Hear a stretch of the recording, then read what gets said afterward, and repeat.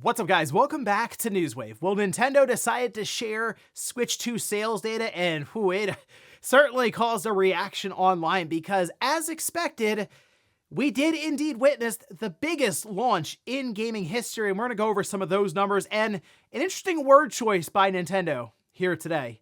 Also, we are going to be talking about Resident Evil 9 or Resident Evil Requiem, as we now have an answer to the big question: exactly which perspective we're going to be experiencing this game in. And we have more details around that PlayStation handheld, and it does look like they're looking to line this thing up very closely to not only the PS5, but also the PlayStation 6. So if you guys enjoy this video, make sure you hit that like button, helps out a ton. And if you're new here to the Spawn Wave channel, make sure you subscribe down below. And of course, members for the channel do get Newswave early. If you would like to learn more about that, click the join button or link in the description down below. And we're going to start today with Splatoon 3, because we do have that free update that is live today, as well as some more details around Switch 2 upgrade, which we can see this posted up over on their website. And this is underneath the patch notes for this upgrade, where they at least describe what exactly is going to be different here with the Switch 2, made it so that the screen displays in more detail. Again, as you'd expect for it, technically upscaling then to 4K. May want to change some things up there on the screen, specifically just to support that 4K resolution. Made on-screen movement smoother in the following areas, and it's, basically the spots that were half the frame rate, even at times less.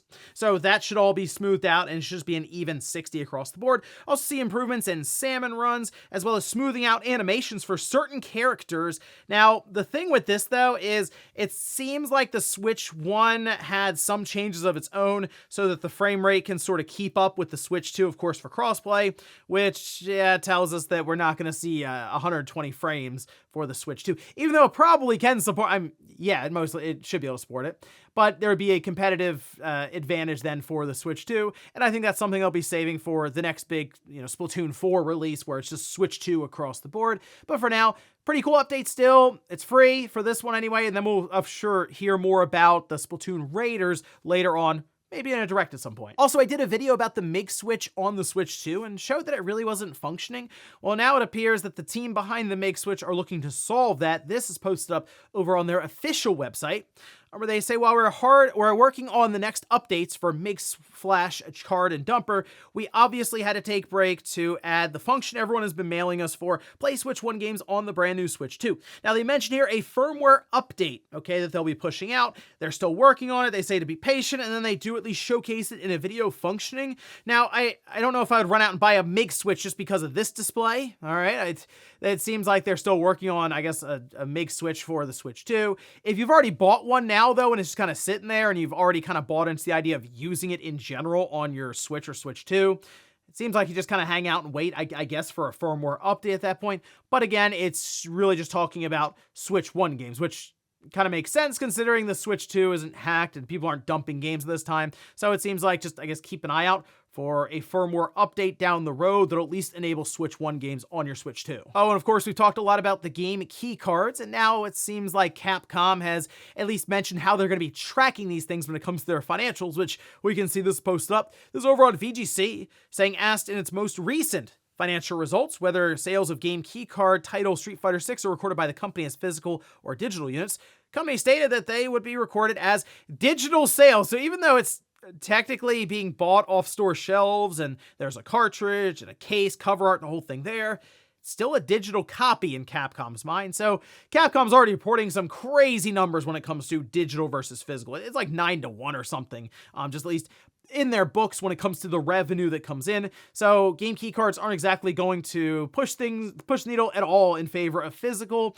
And it kind of makes sense considering you're still very much reliant on a server to deliver the game to you, at least for that first initial download for the game. So in a new Switch, you need a server. So if that server's gone, you get a new Switch, you have a game key card, you pop it in, it doesn't work. So it's not really then, at that time, physical media. I at least see the logic behind the decision for digital versus physical in terms of tracking these game key cards for Capcom. And guys, with some of the quick news out of the way, let's get into the bigger stuff. Let's start right away with Nintendo, as they did announce officially sales for the Switch 2 after the first 4 days, basically through the weekend just about. And the number that they turned in was, I don't want to say shocking, impressive. That would be the word. Although some people did seem legitimately shocked online, which we'll get to that in a minute. First, though, let's talk about the numbers here. This was a press release that was issued and then also posted up on Nintendo's website, where they say at the top, Nintendo Co. Limited, with Shintaro Furukawa, Nintendo Hereafter, announced that its new game system, Nintendo Switch 2, sold over 3.5 million units worldwide in the 4 days following its release on June 5th, 2025. This is the highest global sales level for any Nintendo hardware within the first 4 days. And I know they're mentioning Nintendo hardware specifically, and yeah, I mean, look, they're not going to bring in PlayStation, Xbox, whoever, and put alongside of it. They're just worried about themselves, okay? But if you, of course, then look around, you realize, okay, hold on a minute. The Switch 2 is actually the biggest launch we've ever seen in gaming history when it comes to a console or really anything at this point, okay? So in that case, you compare it, say, to the PS4. 15 days after it went on sale, 2.1 million copies or systems sold. If you look at the Switch 1, 2.7 million shipped in roughly 1 month, and that is an important thing to note here.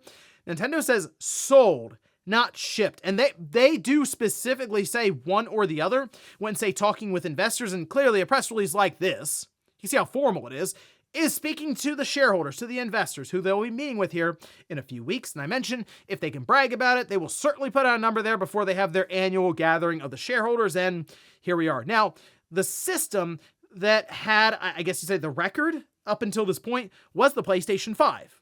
Keep in mind, it did launch, of course, when it was supply constrained, obviously, with the pandemic and all the stuff with supply chain. Still, though, they managed to turn in 3.4 million sold for the PS5 in 1 month, 4.5 million in 2 months. So you could see just how fast and how many Switch 2 systems sold in less than a week. It's super, super impressive stuff. Again, going back to the Switch 1, 2.7 million in roughly 1 month, because they really just announced them when they turned in their financial report. And remember, it launched right at the beginning of March. So you had just under, technically, a month when it comes to tracking. And I will say this, the fact that Nintendo is saying sold and not shipped does obviously bring about the idea that, oh, wow, okay, so these are sold through to customers. That means there's more in transit to stores, which we've already seen restocks. Best Buy just had one yesterday, sold out in a couple of hours. It was like gone off their website. And that was like location specific. You weren't having it shipped out. It was pickup only in your area. So you just had to be within proximity of a store that had them in stock at that time. So the fact that we are seeing restocks, resupplies are happening. It was already kind of back and forth when I mentioned that I thought we were going through at that time, we were witnessing the biggest launch in gaming history for a system. Turns out we did witness that. I kind of feel like Nintendo, when it's all said and done here for, say, the first month of this system being on sale, I think it's going to be 5 to 6 million. And that does sound crazy, but 3.5 million sold in 4 days? I'm kind of expecting it now, to be honest. And it's interesting because Nintendo is at 15 million projected for the fiscal year. And analysts are saying you should be able to do 20. And really looking at this, if they can supply 20, I think they can do 20. It comes down to the supply situation. If Nintendo can figure it out, which we've heard they are doing a lot in the background, according to Nintendo, of course, talking with investors, to try to stand up more assembly lines and get more of these systems out worldwide. I did mention the reaction online was some shock, disbelief at times, and I mean, look, this once again shows the difference between social media and just the real world, the mainstream. And here's the thing with Nintendo that I feel like people have to have realized by now. Nintendo has absolutely caught on to the mainstream going from one generation to the next, which isn't common for them because we saw what happened with the Wii. Had the mainstream completely with the Wii, and then they go to the Wii U and they just lost it. And you could see it after just a month or two. And I think the Switch 2's momentum will continue as long as Nintendo, of course, shows up with exclusive titles like they typically do with their strategy and continues delivering at a pretty good cadence. And that kind of leads me then to a Nintendo Direct that I think will be happening here fairly soon. And that should play into the Switch 2's momentum, continuing into, guess what, the holiday. Because, guys, they launched this in June. It hasn't seen its first holiday season yet. You think the momentum's going to die off in November or December? I wouldn't bet on that one. Next up, let's talk about that elusive PlayStation handheld that dozens and dozens of Vita fans would like to see happen. Okay, more than that, I assume, would like to see Sony return to the handheld space. And it does seem like they are working on one behind the scenes, not a Portal, a native dedicated handheld device. And to me, that's very exciting because I've seen now what the Switch 2 can do, and it's very, very impressive. And we're in 2025. Whereas I think Sony will turn their handheld in right around 2028. So they have another 3 years or so for this to come out. And it sounds like they might be using some future technology, we'll say, from AMD that'll eventually find its way into video cards later on, as they've done previously with things like the PlayStation 4 Pro and even kind of the PS5 to a degree. Okay, so we can see this posted up. This is over on Tweaktown, saying a trusted AMD leaker, that's Kepler L2, reveals the unannounced PlayStation handheld will feature AMD's Ryzen AI Z2 Extreme chip with AI upscaling, 16 gigabytes of LPDDR5X RAM, and enhanced cache. It offers 1/3 of PS5's memory bandwidth. That would be about 150 gigabytes per second, with improved compression based on RDNA 5 architecture, highlighting Sony's advanced portable gaming innovation. And I think this is pretty big. Obviously the thing here would be the memory bandwidth at 150 gigabytes per second. Remember, with a handheld, you hear 1/3 of the PS5, you're like, whoa, what? How are they going to play PS5 games? They're not targeting 4K with this thing. Just let's put that out there. I mean, they're targeting, most likely, realistically, 900p to 1080p. Because the screen is probably going to be 1080p. It just doesn't really make a lot of sense to go up to anything more than that. With I assume a screen that's 8 inches or less, once you get above 8 inches, it starts to look like this massive tablet, and it's harder and harder to fit it into we'll say, even a portable. I mean, we're kind of in quotations with a lot of these PC gaming handhelds and kind of the Switch 2 now when you look at it. So there is a limitation to the screen size in general, which means you're just going to get less and less back from a resolution for a screen that goes above 1080p. So you see that. You see the Z2 Extreme chip that we're going to see more about as we go along here, obviously, with some of these newer PC gaming handhelds. But then also Sony really focusing in on this, and I assume creating a profile in the back end for developers so they can go between developing for the PS5 and the PS6, and then this new handheld. But also the focus when it comes to developers knowing what they're creating for.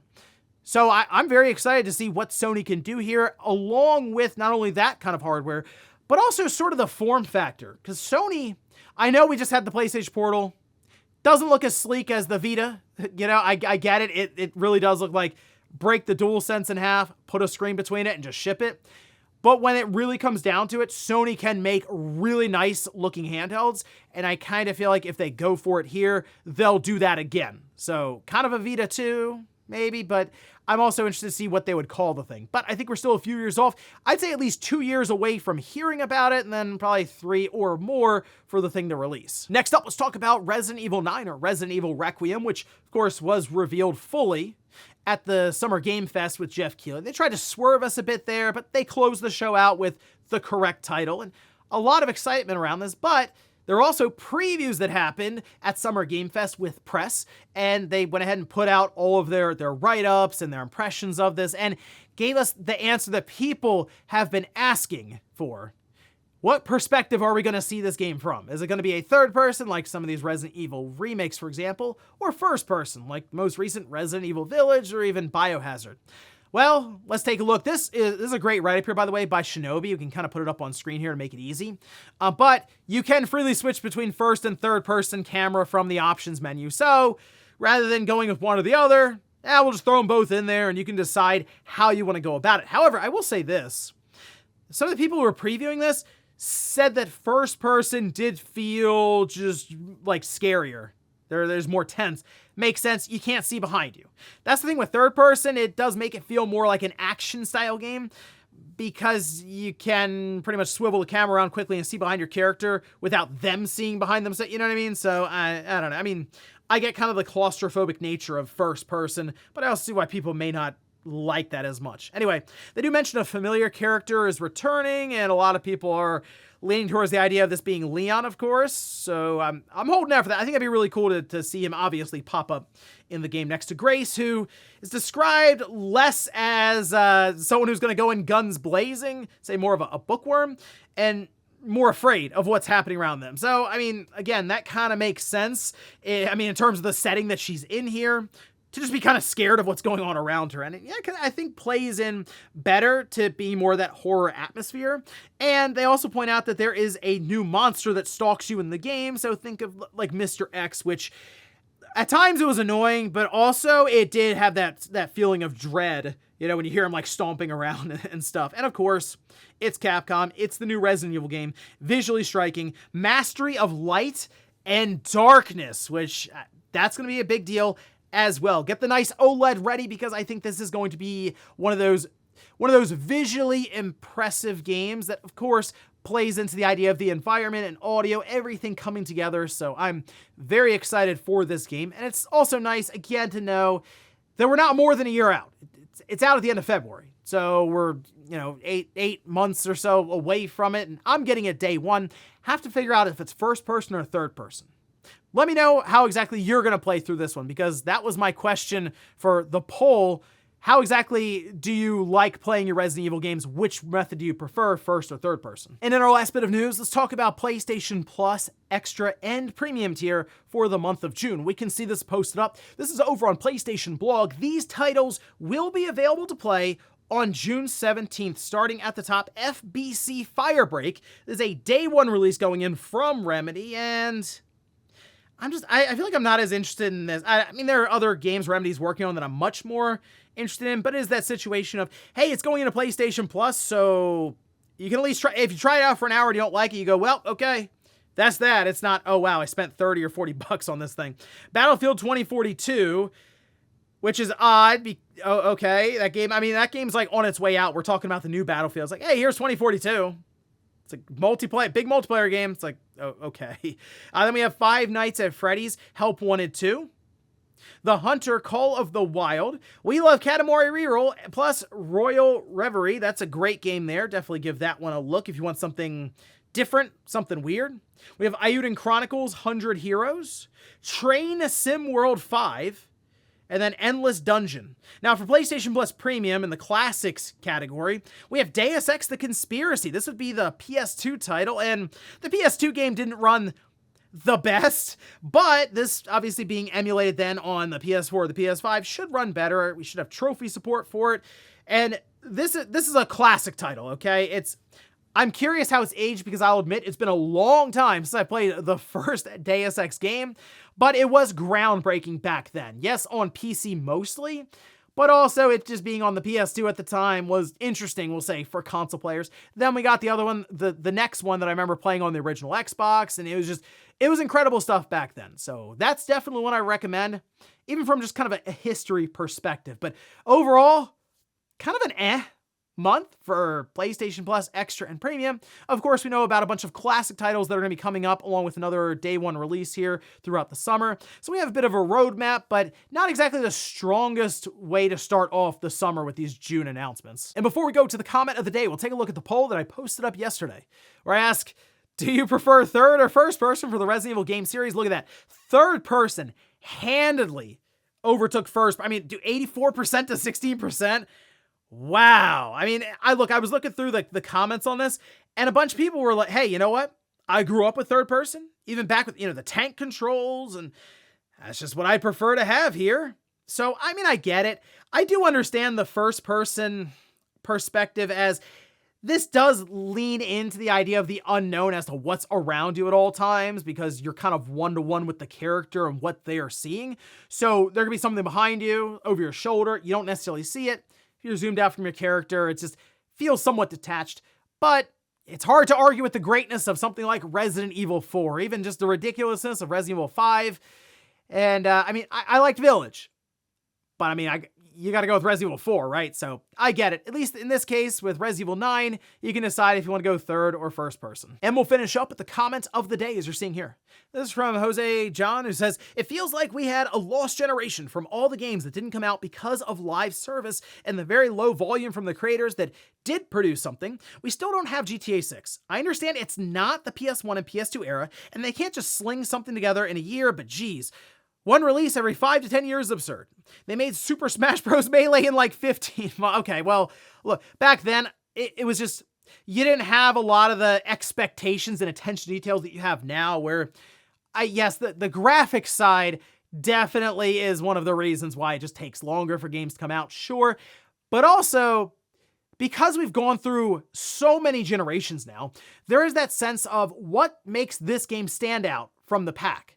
And not only just the pack of games that are out now, but the pack of games that came before this one. Because as releases happen every single year, I mean, we're talking thousands of games go in the hopper, you have to then live up to those games or even surpass them or separate from them. So the further we go here, I mean, just the more and more is going to stack up behind you that you have to innovate from. So it's like, oh, that idea is kind of taken and now attached to this game. I don't want to be called, I mean, look at Mind's Eye. Grand Theft Auto Lite, or we have Grand Theft Auto at Home. You know, it's like if Mind's Eye came out back in, 2008, 2009, and it wasn't all buggy and glitchy, like that kind of idea, people would look at this and be like, wow, this game is incredible. Now you fast forward and it's like, yeah, it feels like a game from a couple decades ago. So that's just sort of where we are. But yeah, development cycles continue to stack up, get longer and longer and longer, to the point where we are at least in a position with some of these big time studios turning in generational titles, as in you're gonna get one title per generation. And ladies and gentlemen, that's gonna do it here for Newswave. If you enjoyed this video, guys, hit that like button. If not, hit the dislike. Leave comments down below about everything we talked about here today. If you missed yesterday's Newswave, I'll leave it up here in a card. Or maybe you want to see what was inside of those heavily contested game key cards. Actually, a teardown of the different cartridges for the Switch 2 in a video, and I'll leave that right below it. Thanks, guys, for watching, and I'll see you next time.